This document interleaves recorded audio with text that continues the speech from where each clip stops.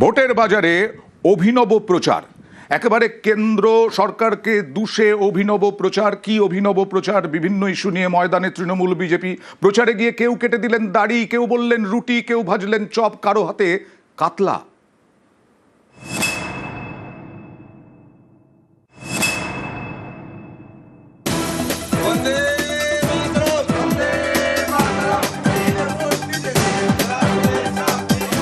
রাজ্যে গ্যাসের আকাল, বাধ্য হয়ে অনেকে উনুনে রান্না করছেন। ভোট প্রচারে বেরিয়ে এই ভোগান্তিকেই হাতিয়ার করার চেষ্টা করলেন হুগলির পুরসুরার তৃণমূল প্রার্থী। শনিবার সন্ধ্যায় পালপাড়ায় প্রচারে যান পার্থ হাজারি। একটি বাড়িতে গিয়ে দেখেন গ্যাস নেই, কাঠের জ্বালানি দিয়ে উনুনে রুটি বানানো হচ্ছে। এই দেখে নিজেই রুটি বেলতে শুরু করে দেন তৃণমূল প্রার্থী। রুটি বেললেন, তারপর সেঁকলেন। যে দেখলাম একটা দিদিভাই রুটি করছে, গ্যাস পাওয়া যাচ্ছে না, গ্যাসের অভাবে কাঠের জালে রুটি বেলছে। আমি রুটি বেলে, আম্মু বাড়িতে এরকমভাবে রুটি বেলে আমি একটা রুটি করলাম, আবার একটা রুটি বেলে আবার রুটিটা আবার দিলাম। ওনার কাছ থেকে একটাই কথা শুনলাম যে আমাদের গ্যাস নেই, গ্যাসের অভাব, গ্যাস পাচ্ছি না, গ্যাসের দাম বেড়ে গেছে।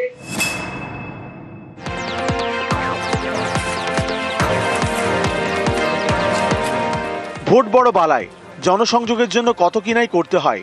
এই যেমন বীরভূমের দুবরাজপুরে করলেন সেখানকার বিজেপি প্রার্থী অনুপ কুমার সাহা।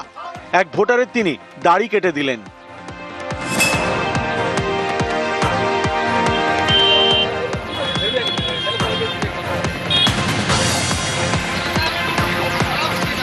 বাঁকুড়ার ছাতনা, এখানে চপ বেগুনি ভেজে কটাক্ষ বিজেপির।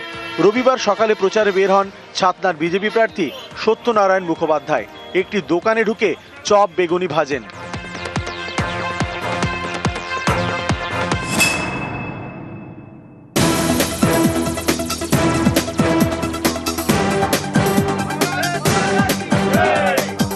মাছে ভাতে বাঙালি। তৃণমূলের দাবি এ রাজ্যে বিজেপি সরকার এলে মাছ মাংস বন্ধ হয়ে যাবে। এর পাল্টা হিসেবে হাতে কাতলা মাছ নিয়ে এদিন প্রচার করলেন বিধাননগরের বিজেপি প্রার্থী সল্টলেকের আইএ মার্কেট এলাকায়। মিথ্যাচার চলছে, বাঙালি নাকি এলে মাছ ভাত বন্ধ করে দেবে, মাংস ভাত বন্ধ করে দেবে, তার বার্তাটাই দিচ্ছি। মাছ ভাত খেয়ে এখানে এসে আমরা কাতলা মাছ কিনলাম। বিজেপির তরফ থেকে আজকে আমরা প্রচার শুরু করবো। এই ভোট প্রচারের সময় নানা রকম দেখছি, কেউ সাইকেল চালাচ্ছে, কেউ রুটি বেলছে। এইগুলো দেখে ভালো লাগছে যে বিধায়ক হওয়ার পরেও যেন মানুষের পাশে এইভাবেই মানুষের সাথে থাকে, তাহলে খুব ভালো লাগবে। নিউজ 18 বাংলা।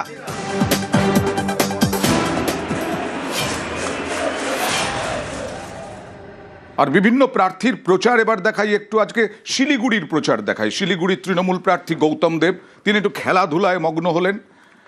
প্রচারে বেরিয়ে প্রার্থীর পায়ে ফুটবল।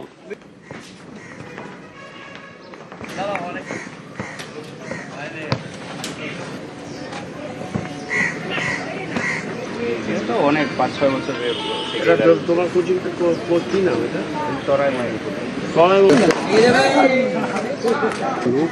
ক্রিকেটও ছাড়লেন না, ক্রিকেটও খেললেন গৌতম দেব। জনসংযোগে অনেক কিছুই করতে হয় বিভিন্ন দলের প্রার্থীদের।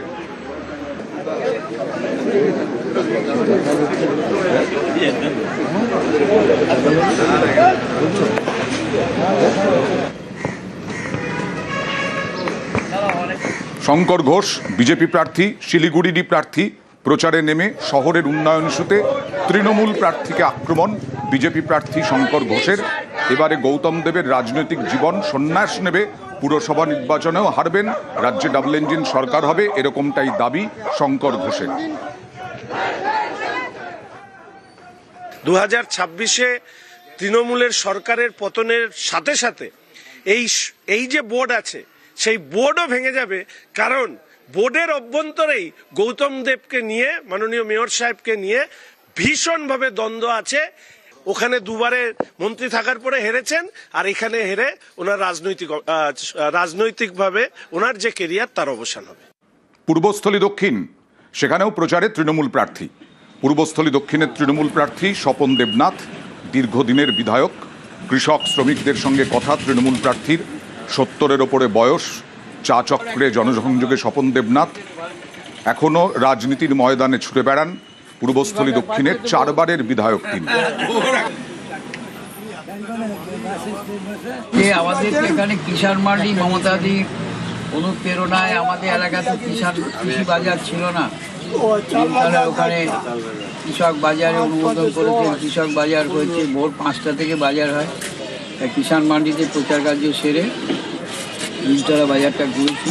আর কিষাণ মান্ডিটা হয়েছিল বলেই এটাই তো পরিবর্তন, আমাদের এলাকাতে কিষাণ মান্ডি ছিল না। আগামী দিনে আমাদের পরিকল্পনা আছে আমার অন্তকে এমএলএ থেকে, যে ওখানে আমরা সবজি কোল্ড স্টোরেজ তৈরি করবো। এবার সিউড়িতে বিজেপি প্রার্থী জগন্নাথ চট্টোপাধ্যায় 21-এও দাঁড়িয়েছিলেন, কিন্তু পরাজিত হয়েছিলেন। জনসংযোগ করলেন এবারেও পদ্মপ্রার্থী। সিউড়ির ওয়ার্ডে ওয়ার্ডে প্রচার, কর্মী সভা। তিনিও ক্রিকেট খেললেন।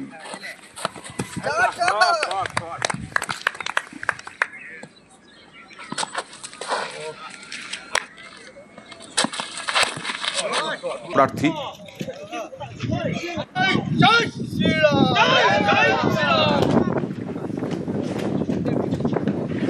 এখানে ছবি তুলো।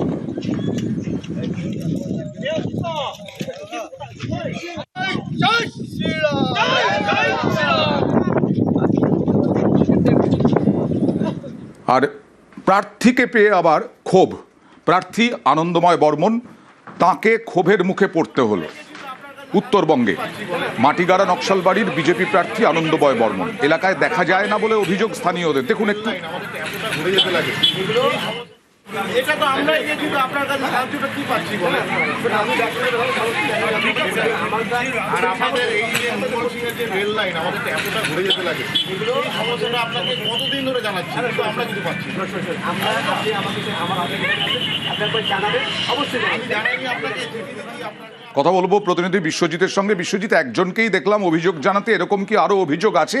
তিনি তো 5 বছর বিধায়ক ছিলেন। একেবারে দুদিন আগে তিনি যখন নকশালবাড়ি বাজারে প্রচার অভিযানে আসেন, সেই সময় কার্যত তাকে কিন্তু একবারে প্রশ্নবাণ শুনতে হয় সাধারণ ভোটারদের কাছ থেকে। দীর্ঘদিন ধরে তাকে কিন্তু এলাকায় দেখা যাচ্ছে না, এমনকি উন্নয়ন কাজে তার কোনো সহযোগিতা পাওয়া যায়নি বলে অভিযোগ করছিলেন। আর আজ যখন দুদিন বাদে যখন হাতিকিসা প্রচারে আসেন, সেই সময় কার্যত একইভাবে প্রশ্নের মুখে পড়তে হয় বিধায়ককে, এবং তিনি বর্তমানে বিজেপি প্রার্থী। কার্যত ভোটের যখন তিনি ভোট প্রার্থনা করতে সাধারণ মানুষের দুয়ারে দুয়ারে যাচ্ছেন, সেই সময় কার্যত তাকে কিন্তু এই প্রশ্নবাণ এবং ক্ষোভের মুখে পড়তে হচ্ছে। এলাকায় তাকে দীর্ঘদিন ধরে দেখা যাচ্ছে না, এমনকি তবে বিধায়ক তহবিল ফান্ড থেকে কোনো কাজ এলাকায় হয়নি বলে প্রশ্ন উঠতে শুরু করেছে। আর তিনি তাকে অভিযোগ করেছেন, তিনি বলছেন যে এলাকায় রেলপথ রয়েছে, সেই রেলপথের যাওয়ার জন্য যে কোনো ব্যবস্থা, তা বারবার অভিযোগ করা হয়েছিল বিধায়ককে, কিন্তু বিধায়ক থাকাকালীন তিনি কোনো কাজ করেননি, যার জেরে তাকে কিন্তু এই প্রশ্নবাণ শুনতে হলো। যদিও বিধায়ক বর্তমানে পদপ্রার্থী, তিনি বলছেন যে তৃণমূলের লোক এই ধরনের অভিযোগ করছে, ঘটনা তিনি কিন্তু এড়িয়ে যান। এর আগেও আমি বলেছি অনেকবার, 2 বার ওনাকে চিঠিও করেছি যে আমাদের এখানে পাড়াটা যে মঙ্গল সিং, তার আমার বাড়ির পাশে, এখান থেকে 100 মিটার আমার বাড়ি, কিন্তু আমাকে 2 কিলোমিটার ঘুরে যেতে লাগে এই রেল লাইনের জন্য। এমপি রাজু বিষ্টাকেও কাগজ করেছি, কিন্তু তার কোনো আমরা উপায় পাইনি। 2 কিলোমিটার ঘুরে যেতে লাগে, সেটাই তার কাছে তুলে ধরলাম। উনি বলছে এবার আমাকে ভোটটা দাও, আমি দেখছি। কোনো সুরাহা আজ পর্যন্ত পাচ্ছি না। 5 বছরের বিধায়ক তো, ওনাকে তো খালি এই ভোটটার সময় দেখি, আর তো এমনি সময় কোনো সময় আর এখানে দেখতে পাইনি। এরকম কিছু বিষয় নেই। আমরা এর আগেও নকশালবাড়ি দেখেছি, এরকম হাজার হাজার মানুষের কাছে যাচ্ছি। 2-1 জন আছে যারা এরকম হয়তো তৃণমূল কংগ্রেসের বা বিরোধী দলের যারা রয়েছে, তারা স্বাভাবিকভাবে এই ধরনের কিছু উদ্ভট প্রশ্ন বা এই ধরনের কিছু কথাবার্তা বলবে। তো সেটা আমরা করে নিই, এটা আমাদের কোনো বিষয় নেই। আমাদের সরকার আসলে নিশ্চিতভাবে যে সমস্ত এলাকার বঞ্চনা বা উন্নয়নগুলো আছে, অনুন্নয়ন হয়ে আছে, সেগুলো আমরা সব খুব প্রায়োরিটি বেসে করবো।